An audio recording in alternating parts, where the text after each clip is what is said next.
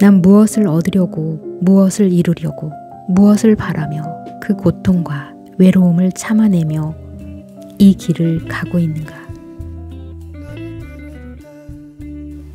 안녕하세요. 책강권의 여유로움입니다. 황홀한 글 감옥. 조정래. 1943년 순천 서남사 출생. 작가 조정래는 태백산맥, 아리랑, 한강을 통해 민족의 순환과 고통 그리고 아픔과 슬픔을 새롭게 느끼며 우리 모두가 민족적 존재라는 자각과 민족 역사에 대한 주인의식을 갖게 합니다.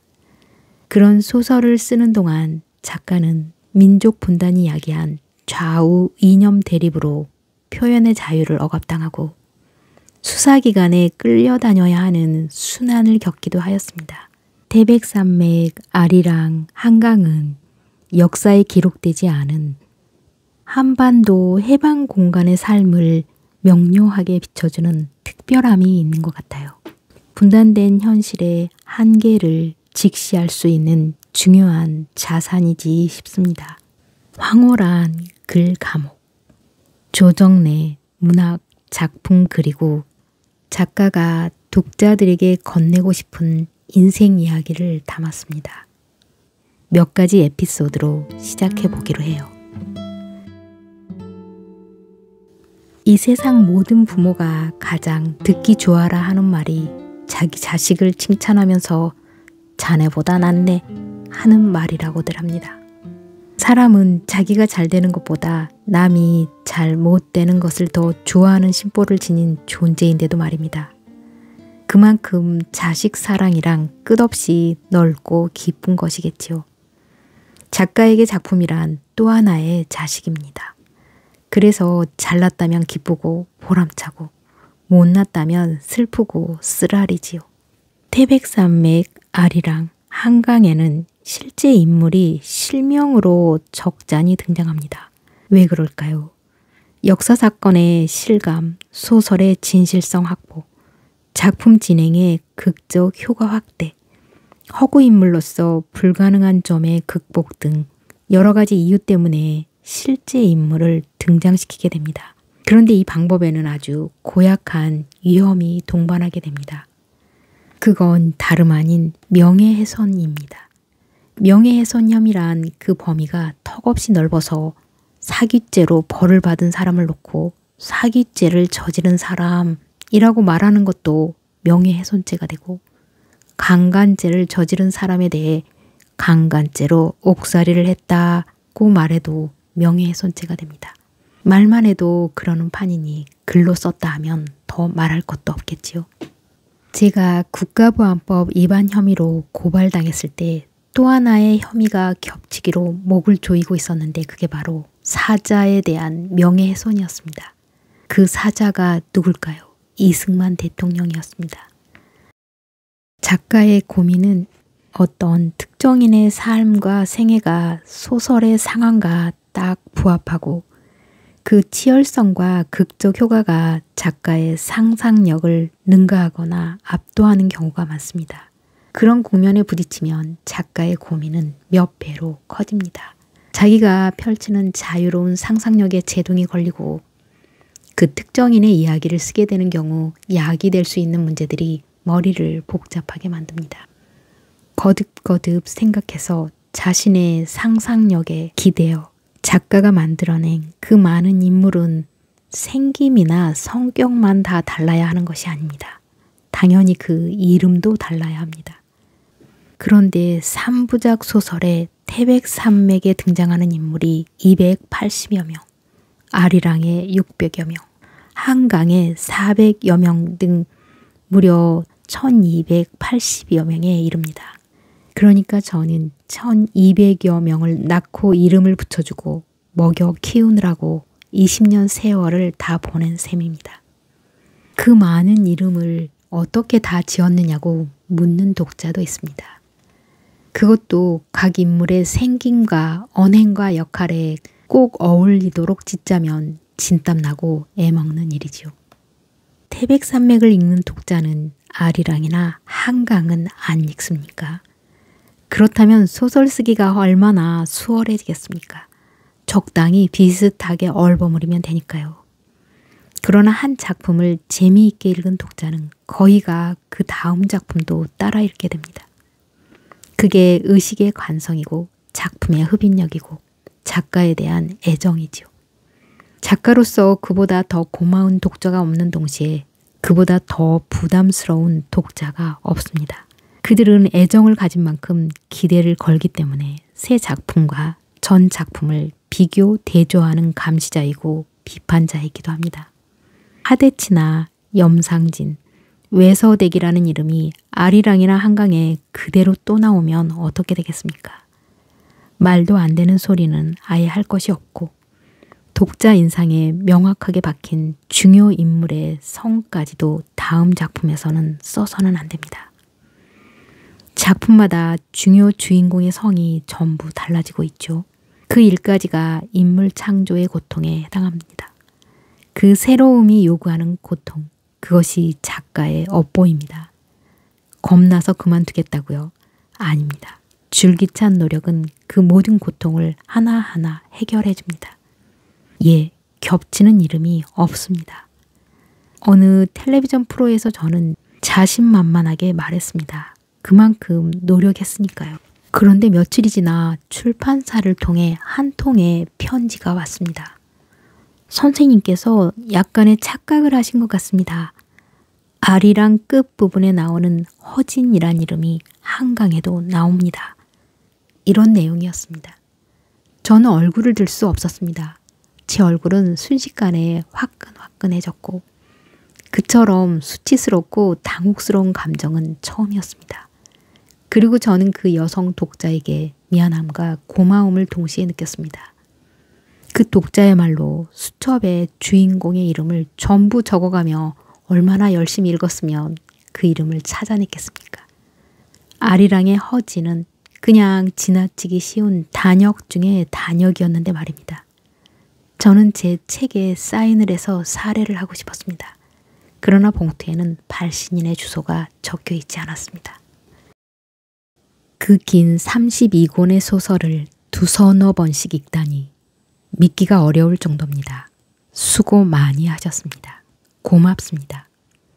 이 세상 모든 작가의 가장 큰 보람과 행복은 기와와 같은 열독자를 갖는 것입니다.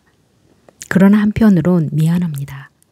그 긴 소설들을 여러 번 읽느라고 당신의 귀한 인생을 많이 소진케 했으니 그런데 언젠가는 태백산맥을 13번이나 읽었다는 독자를 만난 적도 있습니다. 하지만 정작 저는 한 번도 통독을 하지 못했습니다. 왜냐하면 3가지 소설을 쉬지 않고 계속 쓴 데다가 다시 읽어보려고 책을 펼치니 글을 쓸 때의 그 끔찍스러운 고통이 되살아나 그만 책을 덮고 말았기 때문입니다. 또한 새로운 작품을 쓰기 위해 그 새 작품에 희감겨 있는 의식의 관성에서 벗어나고 싶은 반작용도 있었습니다. 소설이란 무엇인가? 그것은 인생이란 무엇인가 하는 물음에 답하기 어려운 것과 같습니다. 인생이 무엇인지 답을 찾으려고 수천 년 동안 방황했던 것이 철학자들입니다. 그러나 그 답은 명료해지지 않았고 그 방향은 앞으로도 그저 계속될 것입니다. 그만큼 인생은 불가사의하고 애매모호하고 알쏭달쏭한 것입니다. 그래서 철학책은 읽으면 읽을수록 인생은 더 복잡난해해지고 잠이나 오게 하는 수면제 역할을 할 수밖에 없었던 것입니다. 문학 그리고 소설도 그와 다르지 않았습니다. 이 세상에 수많은 문학도를 비롯한 교양인은 그 질문에 대한 답을 속 시원히 듣기를 원했습니다. 그래서 문학평론가들은 그 나름으로 정성을 바쳐 여러 가지 책을 써냈습니다. 그러나 철학책이 그랬듯이 문학평론집도 문학이며 소설이 무엇인지 그 답을 수학 공식 풀듯 선명하고 명확하게 내놓지 못했습니다. 소설을 써갈수록 독자가 많이 생길수록 소설은 무엇입니까? 하는 질문을 자주 받게 되었습니다. 제가 문학 청년일 때 그랬던 것처럼 독자들이 그 질문을 하게 되는 건 너무 당연하고 자연스러운 일입니다.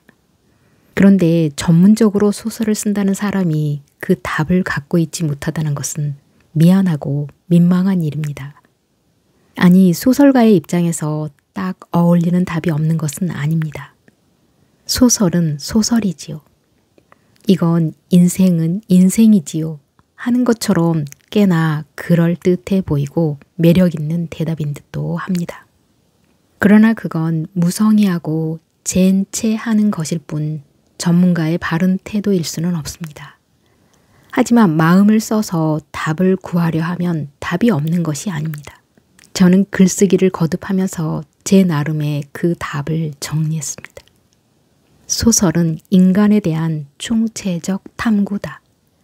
그 인식에 필연적으로 뒤따르는 것이 역사는 무엇인가 하는 질문이었습니다. 왜냐하면 인간이 살아가는 이야기가 역사라는 이름으로 기록되기 때문이었습니다. 그런데 역사의 정의에 대해서도 수많은 책이 대동소이한 말들을 복잡하고 어지럽게 엮어놓고 있습니다. 그 혼란한 장광설들은 단순 명료한 답을 원하는 일반인의 요구를 풀어줄 수 없었습니다. 그래서 저는 역사도 제 나름으로 정리하고자 했습니다. 역사는 인간이 살아온 이야기이되 해야 할 필요가 있는 것만 간추려 엮어놓은 기록이다. 이 두 가지 정리의 핵심은 총체적인 탐구와 간추려진 기록입니다. 그 중에서 어떤 것이 더 포괄적이고 범위가 넓습니까? 더 말할 것 없이 소설이지요. 그러므로 이런 등식이 성립하게 됩니다. 작가는 역사를 몰라서는 작품을 쓸 수 없지만 역사가는 문학을 몰라도 역사 연구를 할 수 있다. 세계적인 명작으로 평가되어 고전으로 남은 작품의 90%가 역사를 바탕으로 합니다. 그리고 외국의 어느 평론가는 말했습니다. 역사를 포괄하지 않고는 대작을 탄생시킬 수 없다. 문학은 역사를 포괄한다.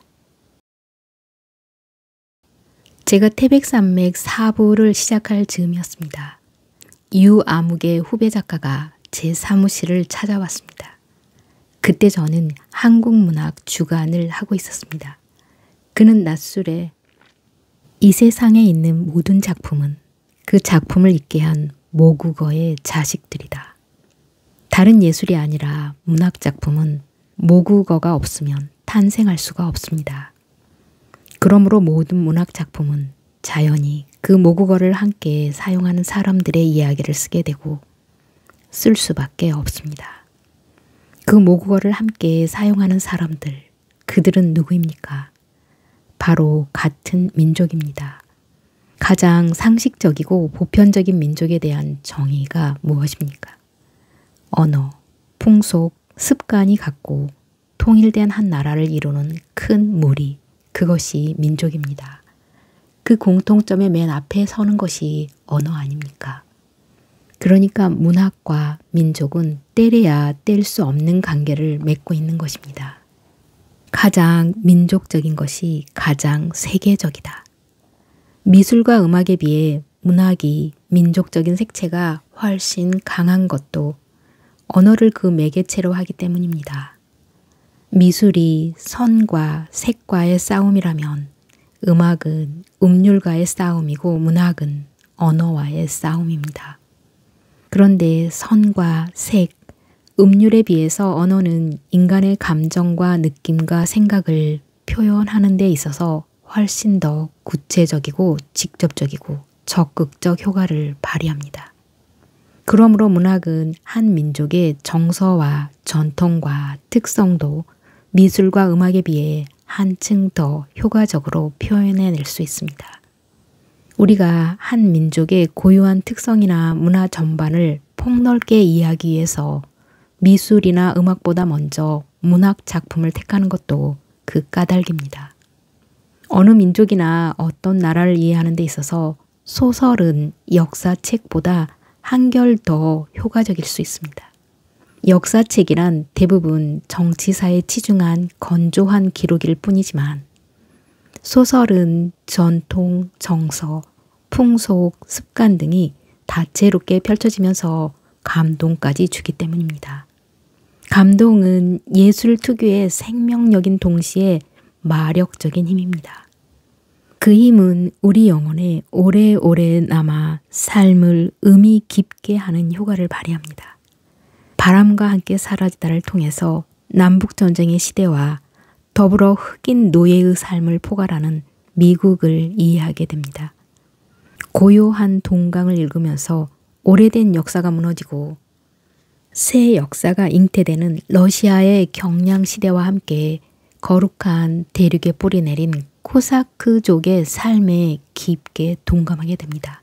레 미제라블에 젖어들면서는 예술의 나라 프랑스가 인간성 옹호를 위해서 얼마나 치열하게 살았는가를 보게 되고 프랑스의 예술은 정치와 마찬가지로 인간을 위한 혁명이라는 것을 깨닫게 됩니다. 이렇듯 세계적인 고전의 반열에 오른 명작 거의가 그 민족과 그 땅의 삶을 총체적으로 그려내고 있습니다. 그런데 그 작품들이 그들 민족만이 아닌 전 인류적 공감과 감동을 얻는 것은 무슨 까닭일까요? 그 작품들은 자기네 민족에 국한하지 않고 전 인류의 이상과 행복, 인간다운 삶의 가치를 옹호하고 구현하는 보편적 미덕을 최소 공배수와 최대 공약수로 갖추고 있기 때문입니다. 그래서 가장 민족적인 것이 가장 세계적이라는 문학론이 고전적 정설로 자리 잡게 된 것입니다. 모든 작가는 자기네 민족의 다양한 삶만을 쓰는 것이 아닙니다. 작가는 많은 작품을 써나가면서 아주 자연스럽게 한 가지 임무를 수행해 나가게 됩니다. 그건 다름 아닌 모국어의 은혜 갚기 작업입니다. 모든 작가는 기본적으로 최고의 작품을 써서 영원히 남게 하고 싶은 욕망을 품고 작품을 씁니다.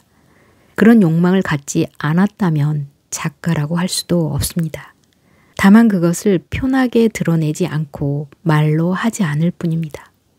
그런 욕망을 품지 않았다면 오로지 혼자 방 안에 갇혀 몸부림쳐야 하는 그 외롭고 고통스러운 글쓰기의 노동을 견뎌낼 수 없을 것입니다.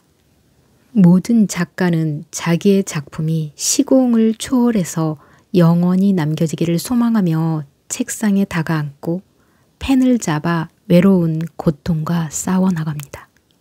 소설의 한 문장 한 문장은 그 소리 없는 침묵의 싸움을 통해서 태어나고 그 문장들이 수없이 모여 한 편의 소설이 됩니다. 하나하나의 단어를 골라내서 하나의 문장으로 엮어내는 것. 하나의 사물을 묘사하는데 꼭 맞는 단어는 하나밖에 없다는 치열함으로 모래 속에서 사금을 골라내듯 낱말 하나하나를 골라내는 그 작업을 언어의 조탁이라고 합니다. 그렇게 공들이고 정성 들인 작품이 탄생되어 많은 사람들의 냉정한 눈을 통해 명작으로 인정받게 되면 그 작가는 모국어의 은혜 갚기를 덤으로 얻게 됩니다. 모국어를 감동 큰 문학 언어로 승화시킨 공. 그것은 자기 작품을 읽게 해준 모국어의 은혜를 갚는 동시에 오래 남겨질 좋은 작품을 쓴 영예에 못지않은 영광이고 보람인 것입니다. 독일어는 프랑스에 비해 예술적이지 못하다고 해서 하시당했습니다. 독일인은 프랑스인의 그 콧대 높은 자만 앞에서 속수무책이었습니다.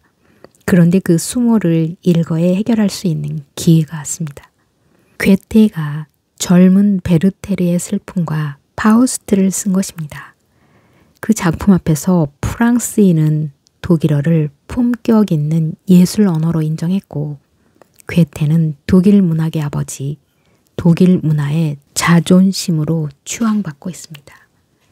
영국이 내세우는 긍지는 산업혁명을 일으켰다는 것인데 그들이 세계적으로 자랑하는 것은 증기기관차나 방직기계가 아닙니다.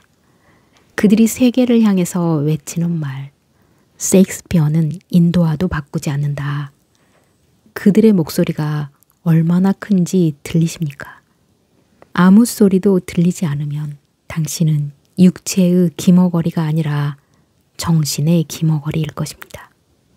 인도가 영국의 식민지였을 때 인도의 인구는 4억 명이었습니다. 막대한 천연 자원은 차치하더라도 영국은 4억 인간의 존엄성보다 한 작가 셰익스피어의 값을 더 높게 치는 기염을 통했습니다. 그 자만의 목소리가 얼마나 큽니까? 작가가 민족과 연결되어 있는 고리는 끊을 수 없는 인연이 돼 자기 민족에만 함몰되지 말고 전 인류의 인간다운 삶을 조명하는 데 의식이 열려 있어야 함은 필수 과제입니다. 대하소설 3부작 아리랑, 태백산맥, 한강은 우리 민족의 근현대사를 고스란히 담아낸 역작입니다. 이 작품들의 구상은 언제 이루어졌는지, 그 실현 가능성을 믿고 있었는지 작품들을 통해서 공통적으로 전달하고픈 시대를 관통하는 메시지는 무엇이었을까요? 세 편을 쓰고자 하는 구상은 한꺼번에 이루어졌습니다. 그 시대가 각기 특성을 가지고 있되 연속성을 띠고 있어서 상호 이해의 관계를 내포하고 있었기 때문입니다. 그래서 태백산맥, 아리랑, 한강이라는 제목까지 다 정해두었습니다. 우리 한반도는 호랑이가 포효하는 형상이라고 합니다. 그 호랑이의 등뼈가 곧 태백산맥입니다. 그 등뼈를 38선으로 한번, 휴전선으로 또 한번 잘랐습니다. 그 분단으로 우리 민족은 죽음의 삶을 살 수밖에 없고 그 허리를 이어야만 민족의 소생이 이루어지는 것입니다. 민족의 허리 잇기에 기여하는 작업, 그것이 태백산맥을 쓰는 일이었기에 제목을 태백산맥으로 하는 것은 필연적이었습니다. 그리고 36년 동안 당한 핍박과 유린, 그에 맞선 저항과 투쟁을 그리는 것이 아리랑이었습니다. 그 슬프고 고통스러운 식민지 시대의 애국가가 아리랑이었습니다. 그러니 소설 제목이 아리랑이 되는 것은 너무 당연했습니다. 한강은 막바지까지, 즉 작품 연재를 시작하기 직전까지 고민하게 만들었는데 결정의 쐐기를 박은 사람이 시인 이문재 씨였습니다. 한강 좋습니다. 구태의연하지 않습니다. 오히려 신선하고 늘 푸르릅니다. 평소 말이 무겁고 신중한 이 시인이 전화 저쪽에서 단호하리만큼 자신 있게 말했습니다. 그것이 저에 대한 애정임을 잘 알고 있어서 저는 후배 시인의 감각을 그대로 믿고 따르기로 했습니다. 여러분께서는 그 고민의 이유를 다소 짐작하시겠는지요? 한강의 기적이라는 정권 홍보용 이미지가 작품에 좋지 않은 인상을 주게 될까봐 내심 걱정스러웠던 참이었거든요. 해방 공간의 사회 갈등과 충돌을 다룬 태백산맥. 국민의 80%가 농민, 그 중에 80%가 소작인인 나라에 해방이 왔습니다. 해방은 새 세상을 뜻했고 국민의 절대 다수를 차지하는 소작인은 새 세상에 어울리는 생존 조건을 요구했습니다. 그것이 바로 소작인의 신세를 면하는 것, 농토의 무상 몰수, 무상 분배였습니다. 그 요구가 실현되지 않으면 한반도가 미소에 의해 분단되지 않았더라도 세상은 뒤집히게 되어 있었습니다. 그것은 곧 내전입니다. 저 먼 당나라 때부터 일러왔습니다. 백성은 바다고 권세는 그 위에 뜬 이력 편주다. 그 진리에 입각해 백성을 굶주리게 하면 동서양의 모든 권세는 성남 바다의 파도에 휩쓸려 흔적도 없이 사라지고는 했습니다. 새 욕구가 분출하는 해방 공간에서 자신들도 한번 사람답게 살고 싶은 생존권 요구가 관철되지 않으면 농민은 언제든지 폭발할 수 있는 화약고였습니다. 저는 그 점을 태백산맥의 핵심 주제로 해서 소설을 전개해 나갔고 그 점을 가장 빨리 발견하고 그 중요성을 최초로 인정해 준 사람이 박연채 선생이었습니다. 모든 지식인이 이데올로기에 쏠려 분단의 열쇠를 찾고 있을 때 조정래는 엉뚱하게 그 열쇠를 농민들에게서 찾으려고 했다. 그래서 그는 긴 소설을 통해서 우리에게 끈질기게 농민의 문제를 제시하며 읽게 한다.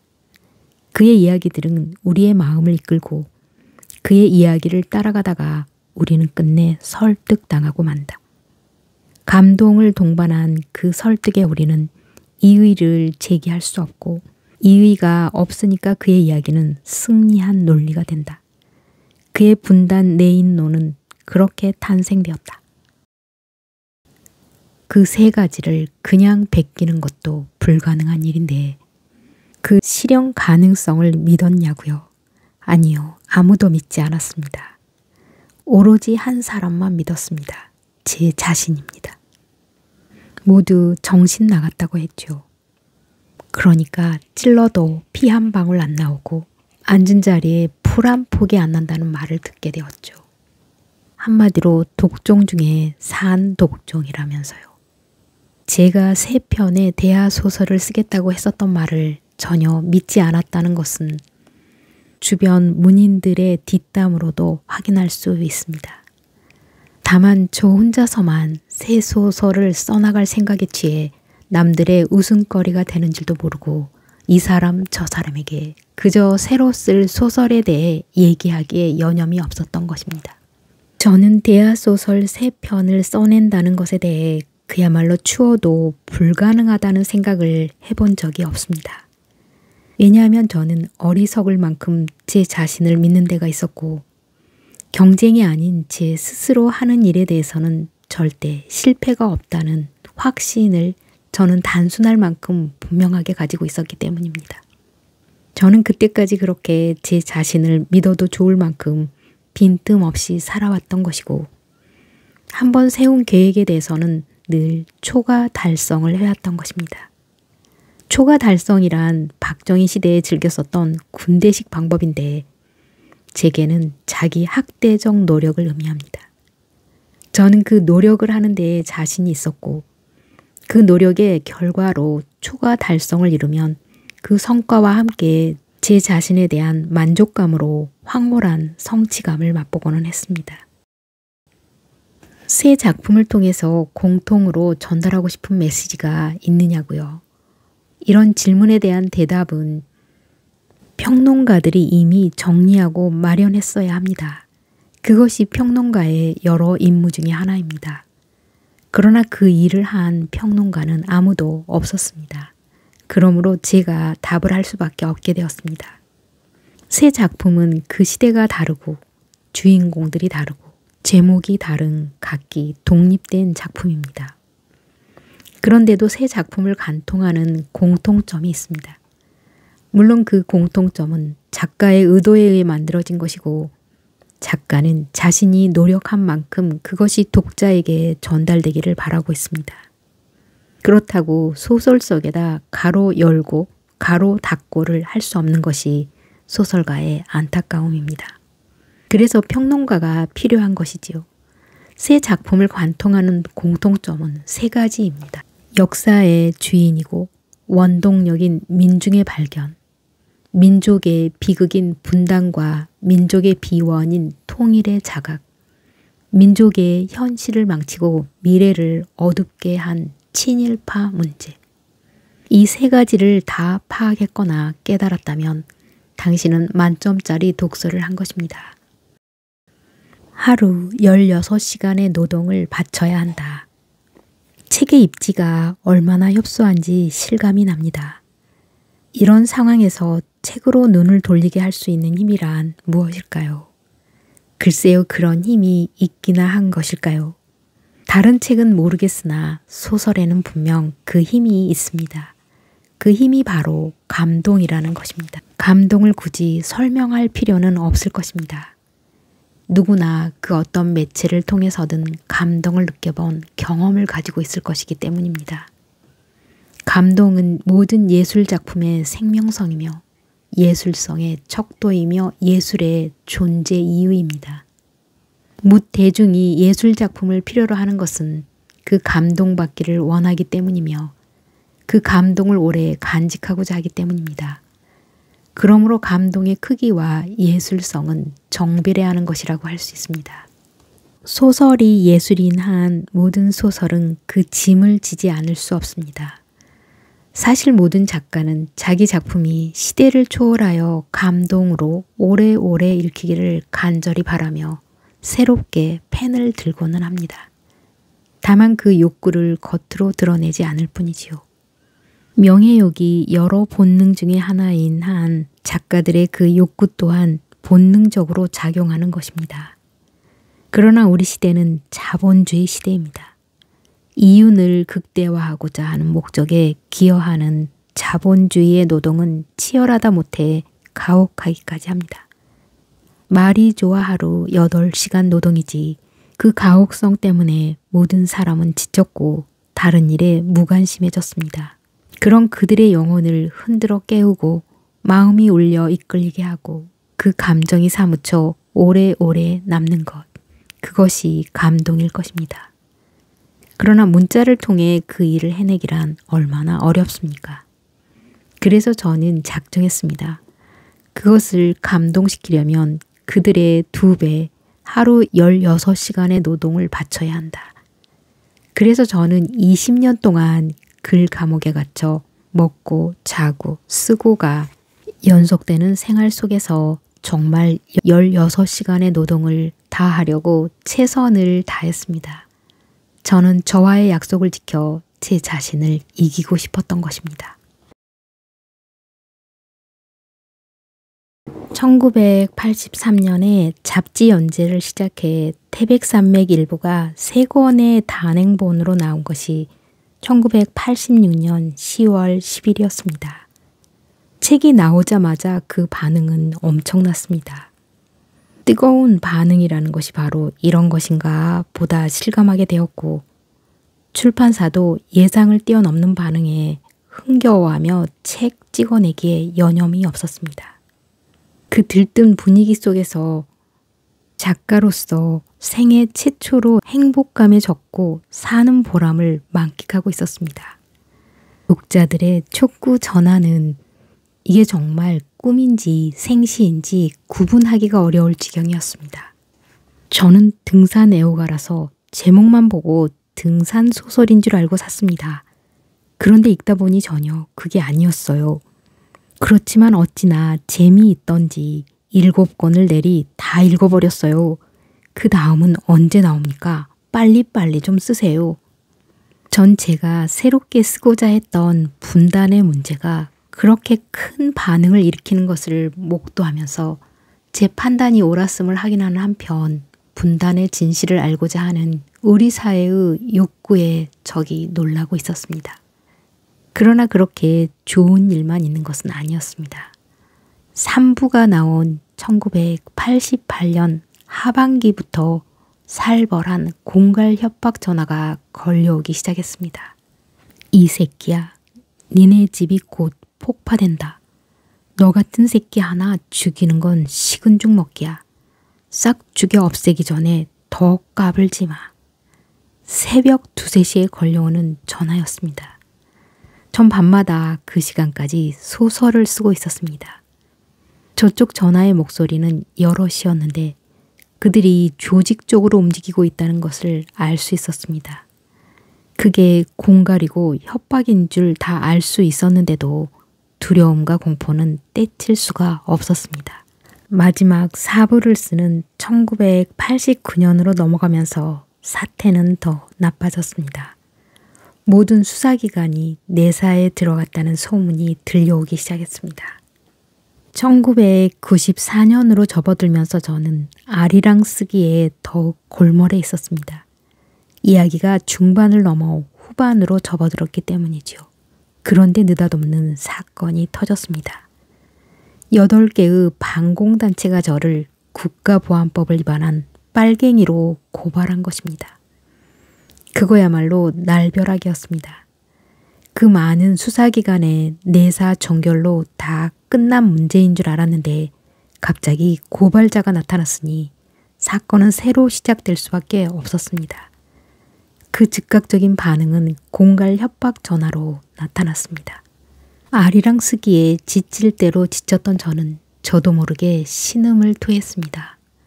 그 일을 당해내야 할 것이 까마득하고 암담하기만 했습니다.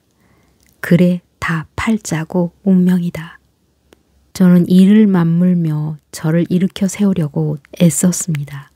그러나 너무 힘겹고 외로웠습니다. 아내 몰래 한숨도 많이 쉬고 절망의 구렁텅이로 많이 떨어지기도 했습니다. 그때 아내가 문득 말했습니다. 영욕은 반반이다. 그것은 위로인 동시에 용기였습니다.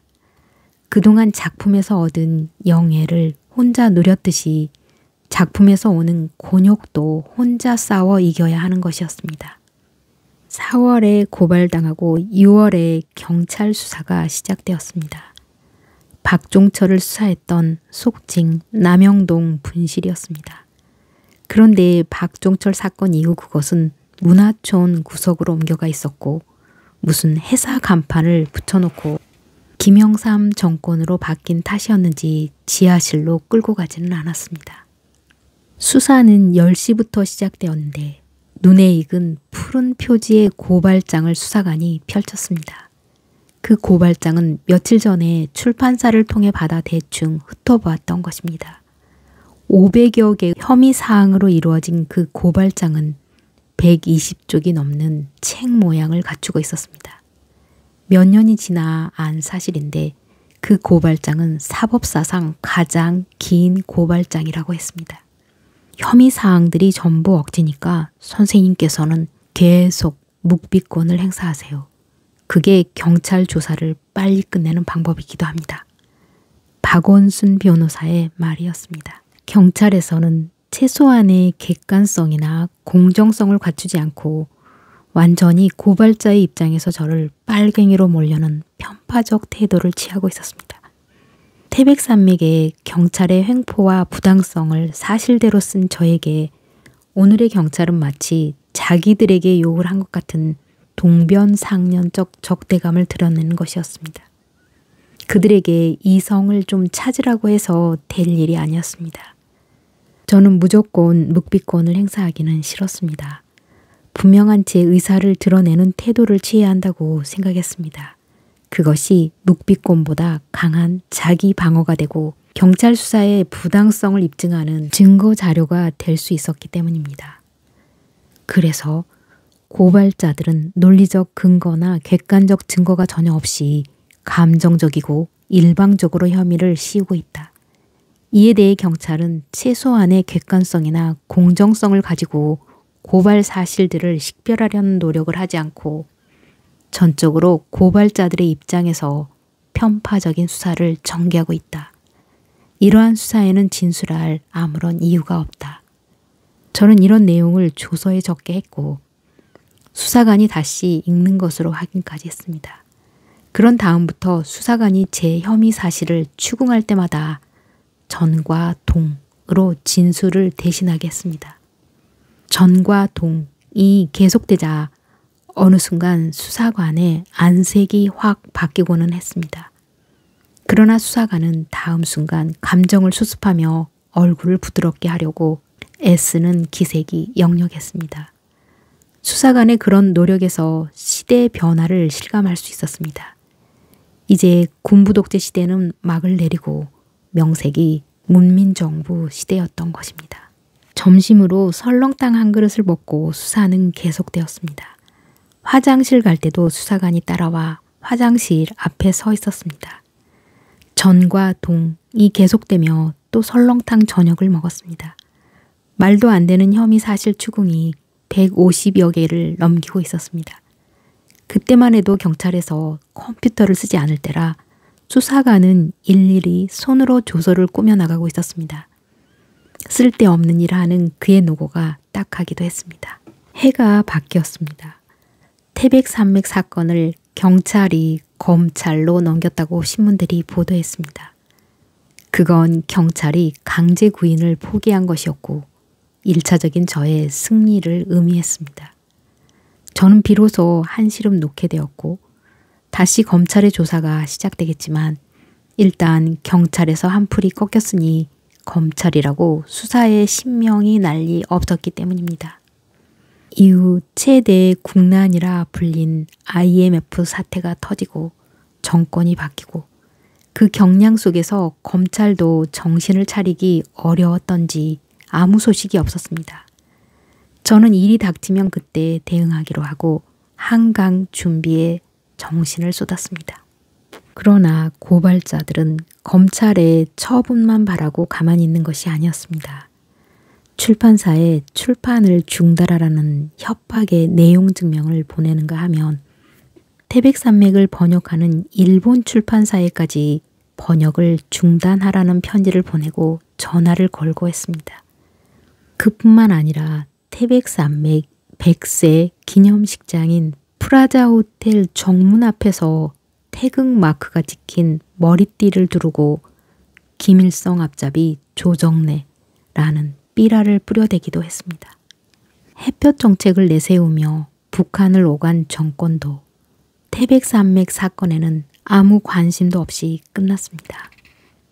해가 바뀌고 또 바뀌었습니다. 정권도 바뀌고 국가보안법 폐지의 물결이에 태백산맥 표지가 찍힌 삐라가 뿌려지고 있었습니다. 그러나 그 엄동설안에 뜨겁게 달아올랐던 국가보안법 폐지 운동은 물거품이 되었습니다. 분단은 위기의식을 낳고 위기의식은 보수를 낳고 보수는 그렇게 견고했습니다. 그런 사회에서 태백산맥 같은 것을 쓰다니 새삼스럽게 가슴 한복판으로 서늘한 바람 한 줄기가 스쳐 지나갔습니다. 이 정권에서도 틀렸구나. 저는 마음을 닫았습니다. 그런데 어느 날 검찰에서 연락이 왔습니다. 3가지의 자료를 좀 보내달라는 것이었습니다. 모두 신문에 보도되었던 태백산맥에 대한 긍정적인 기사였습니다. 셋 다 스크랩북에 있어서 힘들이지 않고 쉽게 보내줄 수 있었습니다. 그리고 며칠이 지났습니다. 검찰이 태백산맥에 무혐의 결정을 내렸다고 신문이 일제히 보도했습니다. 4년 4월에 고발당해서 2005년 5월에 무혐의 판정을 받은 것입니다. 만 11년을 잡아먹은 그 사건은 사법사상 가장 길게 끈 고발 사건이 되었습니다. 저는 문학을 하면서 잘 살기를 바라지도 않았고 잘 살 자신도 없었습니다. 그래서 아내와 저는 자식은 하나만 낳기로 쉽게 결의했습니다. 그러나 그것은 아들에게 무척 미안한 부모의 일방통행이었습니다. 아들은 혼자 크느라고 많이 외로워야 했습니다. 그리고 저희 부부가 문학에 전념하기 위한 생활 기반을 빨리 잡으려고 맞벌이를 하다 보니 본의 아니게 혼자 더 외롭게 둔 결과가 되었습니다. 또한 아들이 초등학교 3학년 때부터 20년 동안 저는 긴 소설을 연달아 쓰느라고 정답고 살가운 아버지 노릇을 한 번도 하지 못했습니다. 아들은 아빠 글 쓰는데 방해될까 봐 친구를 한 번도 집에 데려오지 못할 지경이었습니다. 이런저런 것을 되짚어 생각하면 아들에게 지은 죄가 너무 많아 미안하기 짝이 없습니다. 제 인생에서 가장 회한이 큰 것이 그 점입니다. 그래서 제 아들은 자식들에게 그런 아버지가 안 되도록 도와주려고 애쓰고 있습니다. 그게 저의 미안함을 다소나마 더는 길이니까요. 아들이 둘째를 낳았을 때 제가 그렇게 기뻐했던 것은 혼자 남겨두고 갈 아들을 양옆에서 지켜줄 두 기둥이 생겼기 때문이었습니다. 이런 제 심정을 아들이 아는지 모르겠습니다. 제가 아버지의 삶을 지켜보면서 삶의 여러 가지 가르침을 배웠듯 제 아들도 저의 삶을 보면서 이런저런 것들을 배우기를 바라고 있습니다. 젊은이들에게도 따로 할 얘기가 뭐 있겠습니까? 지금까지도 얘기를 너무 많이 했는지도 모릅니다. 이 책에 털어놓은 이야기들이 전부 다 젊은이의 삶에 도움이 되기를 바라지만 그건 지나친 욕심이고 몇 가지나마 발판이 되고 지팡이가 될 수 있다면 더 바랄 것이 없겠습니다. 이 세상에 고달프지 않은 삶은 없습니다. 그러나 인생은 한바탕 살아볼 만한 연극입니다. 그 연극의 주인공은 자기 자신 아닙니까? 그 일이 무엇이든 자기가 성실한 노력을 최선을 다해 바쳐 이룬 인생은 이 세상에서 가장 아름다운 꽃입니다. 지난 60년 동안 우리 사회는 너무 출세에 급급한, 너무 돈 많이 벌겠다는 생각에 급급한, 너무 편한 자리에 급급한 직업들을 찾아 혈안이 되어 허둥거렸습니다. 그러다 보니 판사, 검사, 변호사, 의사, 행정고시, 외무고시 하는 식의 풍조가 사회를 주도했고 우리 삶의 천박성은 극에 달하게 되었습니다. 이제는 그런 졸렬함과 유치함에서 벗어나야 할 때입니다. 젊은이 여러분, 그런 못된 사회 풍조에 휩쓸리지 말고 자기가 가장 하고 싶은 일, 자기의 개성에 가장 잘 맞는 일, 스스로 행복을 느낄 수 있는 일을 찾아 직업을 삼으십시오. 그러면 성적순에 급급하지 않아도 되고 억지 공부에 떠밀리지 않아도 됩니다. 행복이 무엇이냐는 질문을 가끔 받습니다. 불행을 느끼지 않을 때가 바로 행복한 때라고 대답합니다. 그러고 보면 인생은 불행할 때보다 행복할 때가 훨씬 더 많습니다. 그러나 우리 인간의 탐욕은 늘 저 먼 데를 보고 있어서 바로 눈앞에 있는 행복을 못 보는 것입니다. 여기서 아버지 얘기를 피해갈 수가 없게 되었군요. 제 아버지는 순천 서남사 승려였고 시조 시인이었습니다. 중고등학교 교과서가 개편되기 전 조정현이라는 이름으로 그분의 시조가 교과서에 실려 있기도 했습니다. 아버지는 16살에 고향 공왕주를 떠나 서남사로 출가했습니다. 신식 공부를 하고 싶은 욕심 때문이었지요. 절과 신식 공부, 연결이 잘 안 되시겠지요. 제 아버지의 아버지는 족보만 양반이었지 생활은 가난에 허덕여야 하는 농부였습니다. 하만 조 씨는 말 똥구멍에서 태어나도 양반이다. 이 말은 가난에 배를 쫄쫄 고르면서도 제 할아버지가 유일하게 내세운 서글픈 긍지였습니다. 양반인 것을 얼마나 강조하고 싶었으면 하만 조씨들은 이런 비유법까지 창작해냈을까요? 문사를 많이 배출한 문중답습니다. 제 아버지는 서당 공부나 겨우 마치고 농사일을 익히기 위해 지게를 져야 했습니다. 간절하게 공부는 하고 싶고 쪼들리는 가난에 신식 학교를 다닐 수는 없고 하늘을 보고 한숨 짓고 땅을 보고 낙담을 토하던 아버지는 어느 날 나무하던 지게를 내던지고 집을 등졌습니다. 불교의 전국 30대 본산에서는 재산을 많이 가지고 있었습니다. 불교계에서는 불교의 현대화를 위해서 그 재산을 인재양성에 쓰도록 했습니다. 그게 절에서 젊은 승려들에게 신식 교육을 시키게 된 계기였습니다.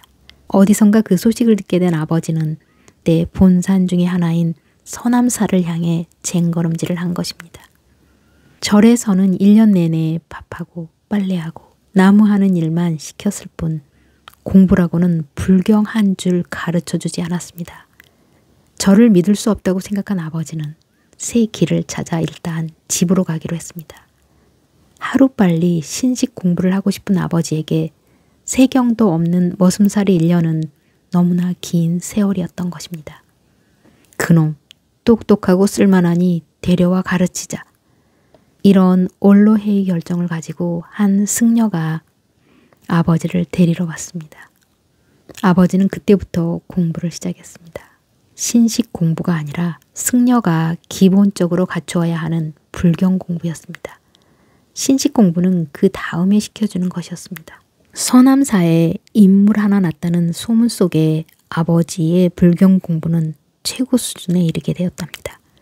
더 가르칠 것이 없다고 스승들이 물러선 아버지 앞에 놓인 건 법사 자격 시험이었습니다. 법사란 일반 승려에게 불경을 가르칠 수 있는 자격, 곧 교수를 말합니다. 법사 시험은 구두 시험인데 전국 최고 승려들 7, 8명이 시험관이 되고 응시생은 하나, 시험관들은 응시생을 향해 질문을 퍼붓습니다. 시험 범위는 불경 전체, 범위도 없고 생각할 여유도 없는 그 시험은 한 번으로 통과하는 사람이 없다고 소문나 있었습니다. 그런데 제 아버지는 그 시험을 통과해 법사가 되었습니다. 나이 24이었습니다. 그런데 아버지는 천년고찰 서남사에서 결혼을 한 최초의 승려가 되어야 했습니다.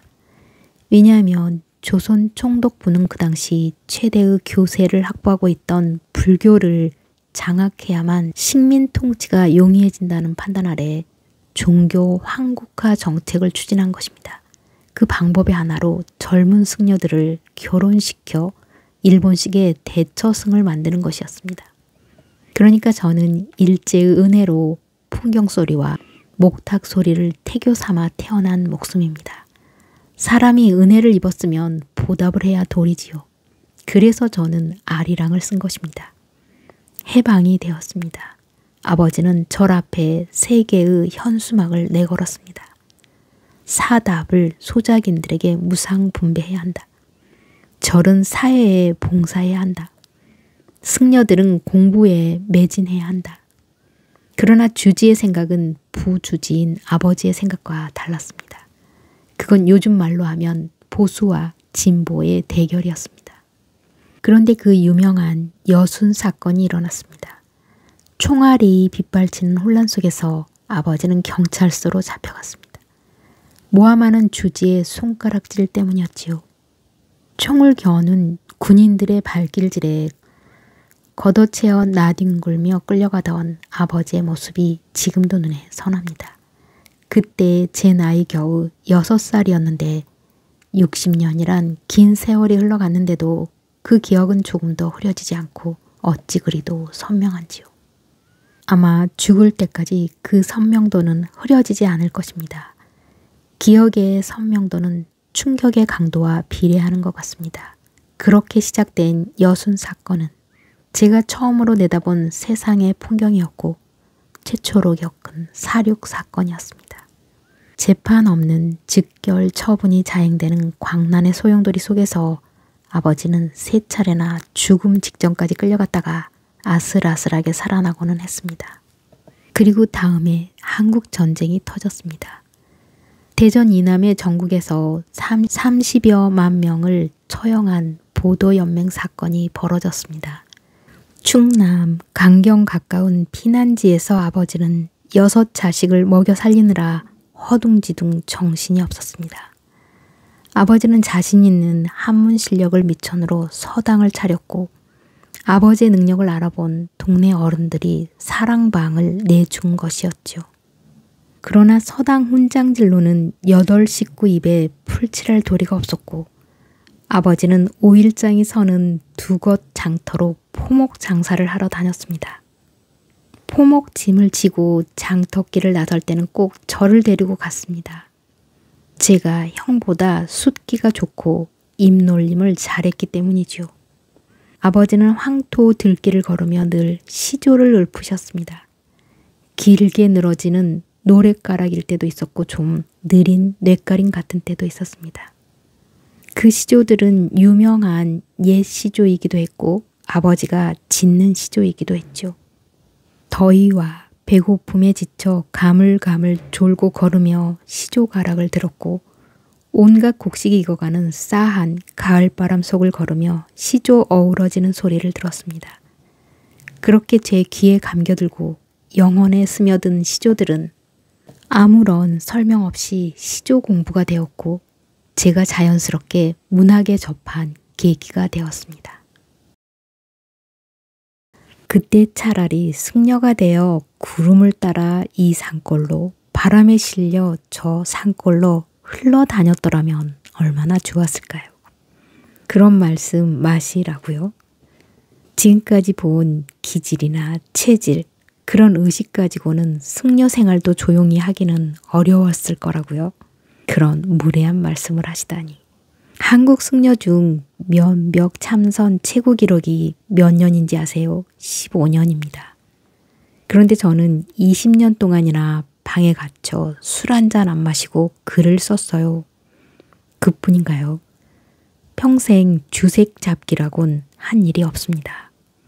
주색 잡기라는 게 뭔지 굳이 설명 안 해도 아시겠죠? 현미경, 확대경 비춰서 샅샅이 들여다보면 저보다 깨끗한 승려가 몇이나 되겠어요. 뭐 별 이야기가 아니고 승려가 되었더라도 충실하게 잘했을 것이다. 이런 얘기죠. 거짓말하는 건 질색이고 허풍치는 건 싫어하고 생각이 틀려먹은 건 외면하고 비도덕적인 건 조소하는 성질이니까요. 전 사실 글을 써오는 40년 동안 가끔 생각하고는 했습니다. 승려나 신부의 수도 생활이라는 것이 뭐 별것이겠는가. 글 감옥에 갇혀 절연 상태로 10년, 20년 세월을 보내는 것. 그것은 또 다른 수도가 아닐 것인가. 난 무엇을 얻으려고, 무엇을 이루려고, 무엇을 바라며 그 고통과 외로움을 참아내며 이 길을 가고 있는가. 이런 생각을 하염없이 한 것이 한두 번이 아닙니다. 그러나 글로 엮여져가는 저의 삶은 오로지 저만이 지을 수 있는 집이었고 저만이 세울 수 있는 세계였습니다. 그보다 더 큰 의미는 없었기에 수도하듯 그 길을 걸어온 것입니다. 마음 다잡고 자정을 넘기면서까지 대학 입시 준비에 용맹정진하고 있는데 5.16 쿠데타가 터졌습니다. 보성고등학교 학생은 고등학생으로서 첫 번째 피해자였습니다. 보성고 학생들은 전국에서 유일하게 머리를 일반인처럼 길렀습니다. 그게 보성고의 상징이었고 자랑이었고 부러움의 대상이 되기도 했는데 군부의 명령에 따라 전교생이 하루아침에 군대식으로 머리를 빡빡 깎아야 했습니다. 그 거역할 수 없는 총구 앞에 일사불란함이라니 저에게 군사독재는 그렇게 험악한 얼굴로 덮쳐왔습니다. 그리고 전국 고등학생에게 밀어닥친 파도가 대입 전국 일제고사였습니다. 각 대학 자율이 전면 폐지되고 국가가 일괄 관리에 나선 것입니다. 그게 바로 사고력을 마비시키는 객관식 시험 문제가 최초로 등장한 계기입니다. 아무런 유예도 없이 즉각 실시되었으니 고3은 모두 어리둥절해서 두리번거렸습니다. 그러나 그들에게 어떤 해답을 주는 사람은 아무도 없었습니다. 선생은 오히려 학생보다 더 당황하는 기색이었습니다. 그도 그럴 것이 선생도 객관식 시험 문제가 무엇인지 몰랐고 그러면서도 대입 지도를 해야 했기 때문입니다. 국가가 대입 일제고사를 치러 합격자를 각 대학의 서열에 따라 배치하겠다는 것은 그들 말만 따나 가히 혁명적 조치가 아닐 수 없었습니다. 날마다 학교가 뒤숭숭한 가운데 저에게는 세 번째 충격이 가해져 왔습니다. 너 부처님 앞으로 가거라. 어느 날 아버지가 느닷없이 내놓은 말이었습니다. 예? 저는 소스라쳐 아버지를 쳐다보았습니다. 그 말 뜻을 못 알아들었기 때문이 아니라 불교 분위기가 가득한 우리 집안에서 그 말이 승려가 되라는 뜻인 것 정도는 초등학생인 막내도 알아들을 수 있는 것이었습니다. 제 가슴에서는 아니 아버지 어찌 이럴 수가 있습니까? 하는 원망이 복받쳐 오르고 있었던 것입니다. 그 험한 난리 속에서도 너희 6 형제가 털끝 하나 다치지 않고 무사할 수 있었던 것은 다 부처님의 가피 덕분이었다. 장남은 좀 그러니 차남인 네가 가는 게 좋겠다. 이렇게 말하며 아버지가 종이 한 장을 내밀었습니다. 저는 기절할 뻔했습니다. 그건 제 이름이 적힌 승적이었습니다. 그때 제 머리에 번쩍 떠오르는 것이 있었습니다. 서너 달 전에 아버지가 호를 지어준 일이었습니다. 남자는 장성하면 호를 갖는 법이라며 형에게는 황산, 저에게는 인천이란 호를 지어주었던 것입니다. 아버지의 고향 공왕주에 있는 선산에는 상석을 놓거나 비석을 세우지 못한다고 했습니다. 큰 선비가 나올 명당으로 백학이 날개를 치며 비상하는 형상인데 무거운 성물들을 놓게 되면 학이 날개를 눌려 날아오르지 못하기 때문이라 했습니다. 그 선산을 감싸고 있는 조그만 산이 생김에 어울리지 않게 이름은 어마어마해 황제의 황자의 황산이었습니다. 고향 사람들은 그 날개 펼친 백학이 아버지라고들 했습니다.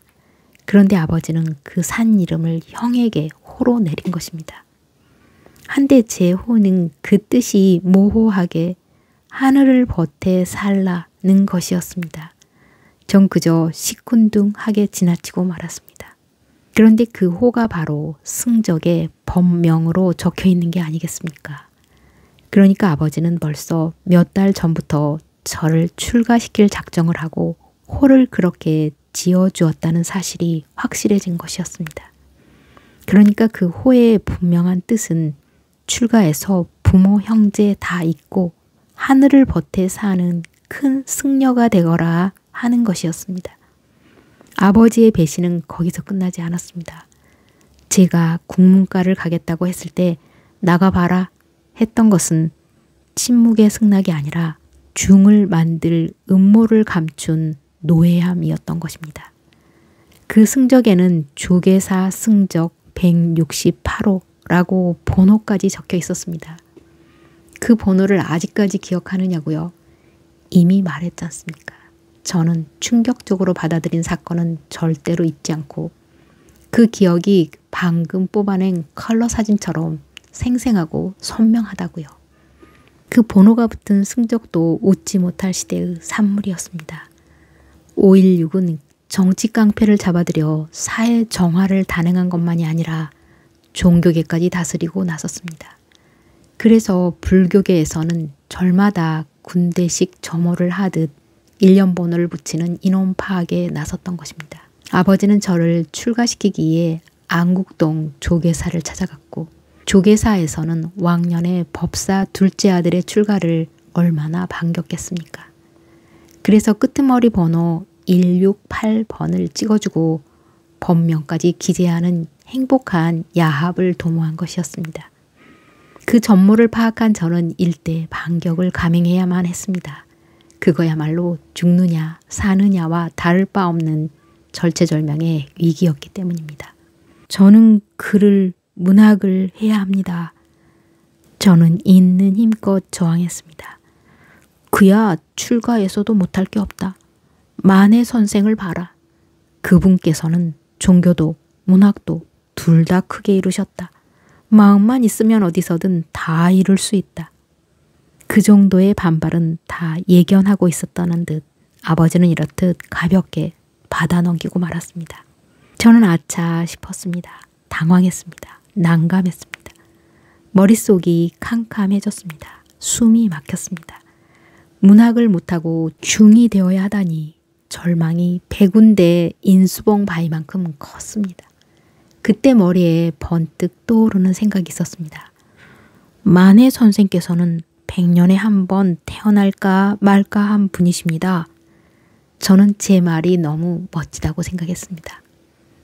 아버지는 더는 말이 없었습니다. 침묵이 아니었습니다. 말문이 막혀버린 것이었습니다. 마침내 승부는 그렇게 끝났습니다. 제가 만약 승려가 되었다면 무슨 일들이 생겼을까요?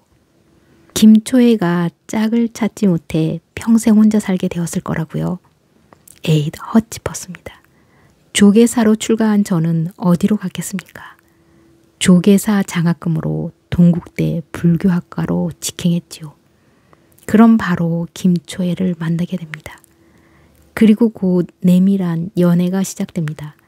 왜냐하면 일찍이 부처님께서 설파하신 바 부부의 인연은 전생천년, 현생천년, 후생천년의 고리로 엮어지기 때문에 김초혜와 저는 떼래야 뗄 수 없는 관계로 이미 맺어져 있었기 때문입니다. 그러나 결혼을 할 수 없는 현실이니까 두 사람은 감추어진 사랑을 10년이고 20년이고 애타게 이어갑니다. 아, 그 애절하고 아름다운 사랑. 그 다음 태백산맥 아리랑 한강이 없었을 거라고요. 아닙니다. 저는 글을 쓰고 싶은 목마름을 참지 못하고 끝내 파괴하고 말았을 것입니다. 그동안 여러 번 생각해 봤는데 그 답은 틀림이 없었습니다. 그런데 그때 아버지께 밝히지 않고 혼자 감추어둔 생각이 있었습니다. 남자로 태어나서 연애 한번 해보지 못하고 승려가 되다니. 아, 이 순진무구함이요. 그때는 장삼이 여자 선옷은 숨길 수 있도록 넓다는 것을 미처 몰랐던 것입니다. 부처님 말씀대로 5만 년 후에 인간의 몸을 다시 받아 태어난다면 그때는 승려가 될 생각도 없지 않습니다. 그것 썩 괜찮은 인생 길이거든요. 하지만 부처님, 인간으로서 우주에 가장 가깝다고 평가받는 영국의 호킹 박사가 말합니다. 인류의 남은 미래는 3천여 년 정도다.